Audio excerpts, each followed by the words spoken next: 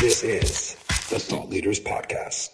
So I was wondering what your take is on, and you touched on a little bit before, I guess fan backlash on, why is my favorite YouTuber doing this sponsorship? It's annoying. Why does he have to do that? Stuff like that.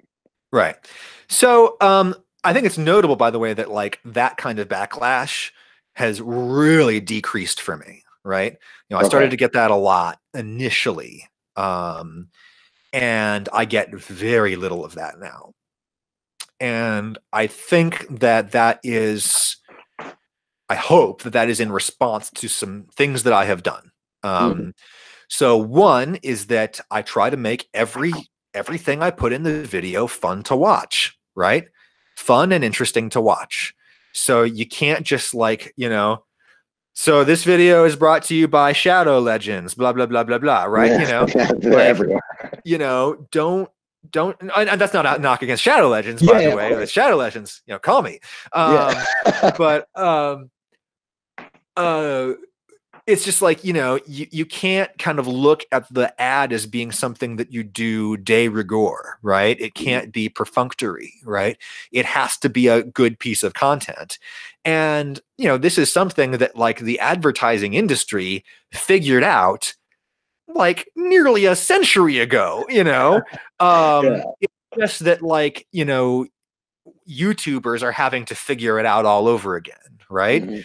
Every commercial you see on TV is pretty interesting and fun to watch, because they figured it out. They knew a long time ago that ads have to be content. And so we just need to relearn that lesson, on YouTube. It's that simple. Okay. Ads have to be content. And it's something that like, coming from the podcasting world that I came from, podcasting still hasn't figured that out. Like a lot of those ad reads are still so perfunctory. And I'm like, what is wrong with you guys? There's a reason your CPMs are so, are so pathetic, and mine are insane, even though we don't do CPM deals, we do flat deals. But if you like, you could calculate a CPM retroactively, right? And my CPMs are freaking amazing, they're great. And it's because, we make the ads content, and I try to have something funny or fun in every single ad. And I really, part of that is simply the transition into the ad, which is something I've sort of become known for, that like I slip into the ad in like a really smooth way. And it's almost to the point where like sometimes you could say that that's like kind of gross, that it's kind of blurring the line between ad and content. But I do it in such a way where like it's so smooth that the smoothness of it is almost an in-joke with my audience. It's always like, and because they know that that's my thing and that's what I do. And so it's almost a game now where they try to like see if they can feel it coming, And it's something, it's just, I suck in a lot of ways. I'm not good at all kinds of things, but I've always been good at writing transitions. Like back when I used to, produce talk shows and stuff in public radio, I was always the guy on the staff who would write the ins and outs, the segment closes and the segment opens. Cause for some reason, my brain is just really good at kind of getting from point A to point Z super smoothly. So, and it's just a fun creative challenge for me, so I do that. To try to make my ads enjoyable, and I try to be very open and honest with my audience, right? I tell them, here's why I'm doing this. Okay. And communicate with them and not be just, shut up, you're stupid, you're ungrateful, I try to be like, here, so this is why I'm doing that. Here, I tell them, roughly speaking, here's how much money I'm making, here's what my expenses are. Here's, this is like, 5 times my professor's salary that I'm making right now. And the reason I'm doing that, y'all, is because this is not going to last forever.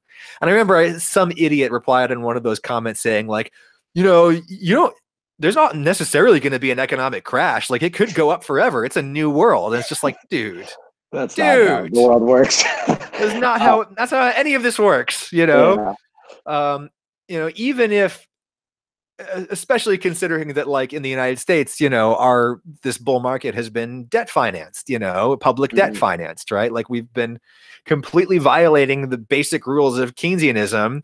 And, we went into massive public sector debt when times were bad, which we're supposed to do. And then when times are good, you're supposed to raise taxes, or at least not lower them, pay back the debt, so that then when some kind of unanticipated externality, like an asteroid or a plague, hits your, economy, you're going to be ready to go back into public sector debt again. But we've just been going into debt this entire time. And the only way out of this is galloping inflation. Like, that's the, at the end of the day, that's the only way out of this. Right. So, anyway, so I tried to, like, talk to my audience about that reasoning.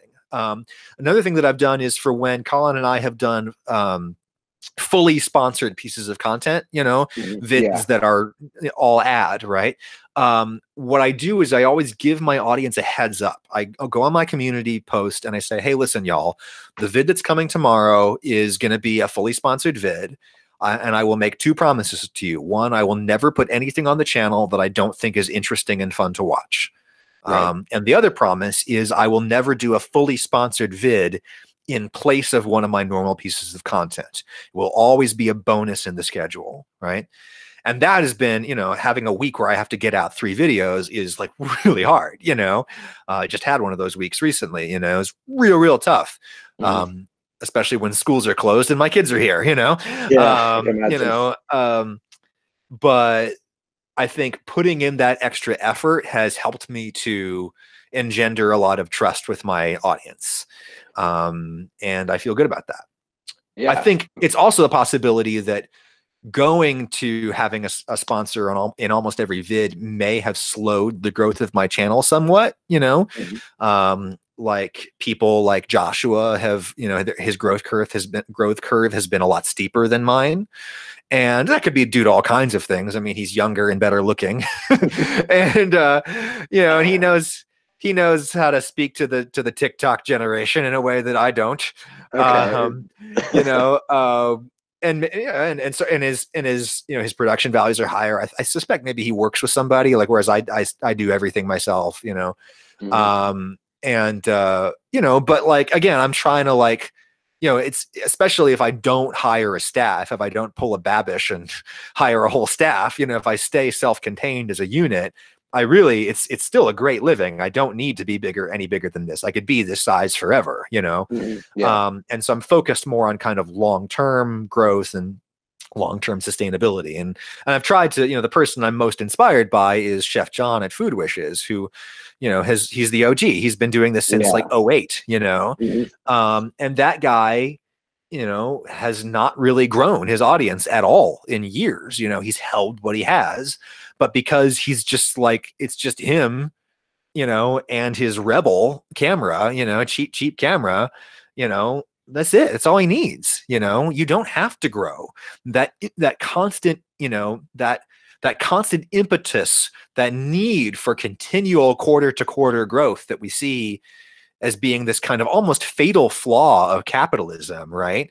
Is kind of part of what drives that is other people getting into the business, whether it be employees or partners or shareholders, just getting other people in. And when you stay relatively self-contained and owner operated, when it remains a closely held business, I think there's less of that impetus to constantly grow for the sake of growth.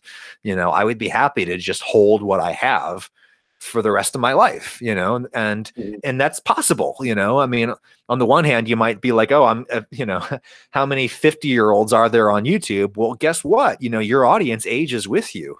Everybody's getting older, even the 20-year-olds who are watching me, they might feel like I'm old man Ragusea, but guess what, champ? We're both going to have one birthday a year from here on out.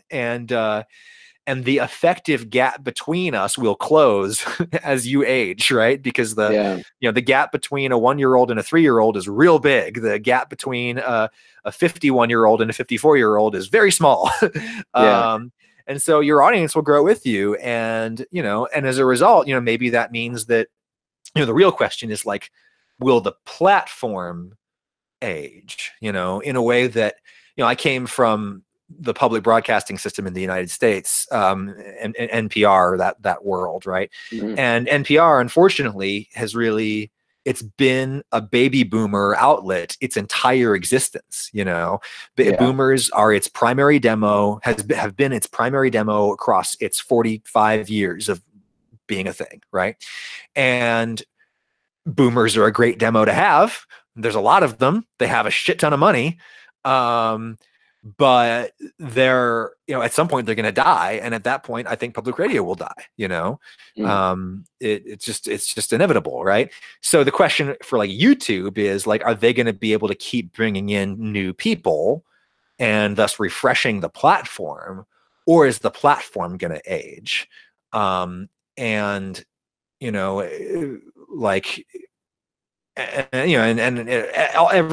Facebook is asking the same question, right? Certainly we know that Facebook users are old. Is that because those are the people who use Facebook, and when they die, Facebook will die? Or is Facebook the kind of thing that people will age into, Mhm. And I think so far the evidence has really shown that it's more the latter, that when people get to be a certain age and they need to use Facebook more for kind of keeping touch with family that spreads all over the country as people grow up and leave the house and get careers and move and blah, blah, blah. And then also they need to use social media for professional purposes, for using groups and things like that people are kind of aging into Facebook, Yeah. And the question is like, will that kind of happen with YouTube, or will basically like the generation that's on TikTok right now, like they'll stay on TikTok their entire life, and then TikTok will age, and Mhm. there'll be like, people in the old folks home being like, we want to get TikTok on the brain beam machine. We want to watch Joshua, right? Like, Yeah. Will that happen? I think some version of that probably will, to some extent, right? Yeah. To a certain, I don't really care, right? Because it's like I have an audience and I have a platform, and I think both will age with me. So, I think I'll be fine if I can keep this going. I'll be able to actually retire and and done, and the next generation of content creators can work on the brain beam machine or whatever the next platform is, Mhm. But for YouTube, that's something that they have to be thinking about, or not. Yeah. I don't know. They'll have all the money in the world by then, and they can just go colonize Mars or whatever. I don't know. I hope you enjoyed this part of the interview. And for the full interview, remember to click the link below.